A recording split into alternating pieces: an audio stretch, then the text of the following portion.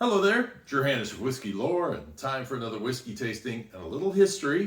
Going to be talking about the Chivas brothers today and kind of getting you an idea of this very odd name, Chivas Regal, which you might say, okay, wait a second. When I first saw this, I was like, oh, sounds fancy. I don't know, are they Spanish? I'm not quite sure. That's an interesting spelling of a name. They are Scottish brothers who decided to take off for Aberdeen, Scotland. They lived in Aberdeenshire, and this was in the early 1800s, and decided to make their way to the big city. Aberdeen at the time, I don't know how big the big city was, but probably not overly huge. And this is where they wanted to make their fortune. James ended up getting into a grocery and liquor and wine business, and this evolved. James ended up getting with that business along with his partner Charles Stewart, royal warrant, which if Queen Victoria gave you the royal warrant, it basically meant a boost in your sales, because if the Queen was drinking it, if it was good enough for the Queen, it was especially since she was a big fan of Scotland. The Balmoral Castle was her favorite place to go, and so this was one of those things where she had really nice ties to Scotland, and giving that royal warrant to a Scotch distillery was a real honor, and to blenders in this particular case. Now, I was reading the Wikipedia article on the Chivas brothers, and I got frustrated because as I was reading it, I was like, okay, as soon as I read something that I know is blatantly wrong, even if you give me two sources on it, I don't care. If it's blatantly wrong, I'm not reading your Wikipedia article anymore. And in this particular case, it said in 1823, Scotch whiskey was legalized, which is not true. That's when the Excise Act came through, which basically reduced taxes and allowed a lot of these distillers to come into business. Well, Strathisla was a distillery that was opened prior to that. Its history goes back into the 1780s. They call themselves the oldest continuously running distillery. Glenturret would have an argument with that. They say back to 1770s for them, and maybe even before. A lot of these distilleries will say that in Scotland, that they had distilling on site prior to becoming legal. But in this particular case, Strathisla, I wouldn't visit it because it is considered one of the oldest distilleries in Scotland. I would visit it because it is probably the most picturesque distillery in Scotland. Go there in October. When the leaves are changing, it is gorgeous. It is absolutely picturesque and fun to walk around the town. You can get on the train, ride over to Dufftown, which is where Glenfiddich is and Balvenie is. You're right down the road from McAllen and all of that. I mean, you were just right in the heart of Speyside with all of this. So what they like to sell, I sometimes like to sell something a little bit differently. It's a great tour if you get a chance to go to Keith, Scotland. All right, so I'm going to do a tasting on this whiskey. I'm not going to go much further into the history because the history becomes a bit convoluted. The thing is that the thing you have to remember about blending in Scotland is that until 1860 and the Spirits Act, you could not blend anything but malts with malts.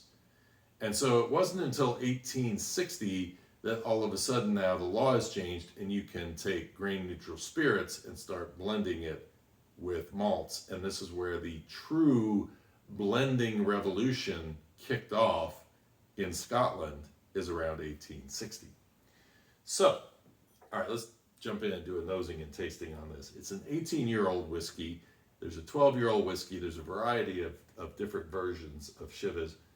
I laugh because it was the first Scotch I ever tasted, and I was given a bottle of it. And I thought, oh, well, I'll just let it sit around a little bit longer, and then it'll get extra age. I didn't realize, I think I was, how old was I, 22 at the time? I had no idea. Oh, it ages in the bottle. No, it doesn't age in the bottle. Sorry. I when I hear somebody say that they think whiskey ages in the bottle, I hate to break their heart, but and sometimes I won't tell them. There's some really nice baking spices on this whiskey. It is predominantly orange and orange peel to me.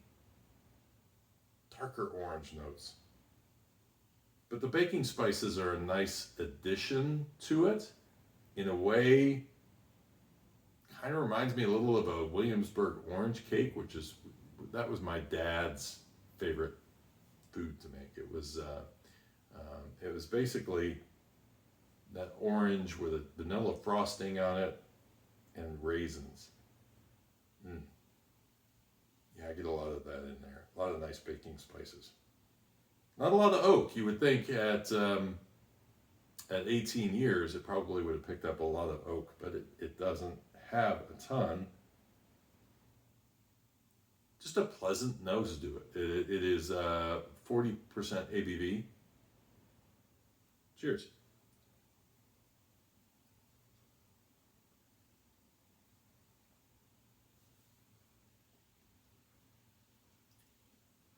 So it has a decent mouthfeel to it.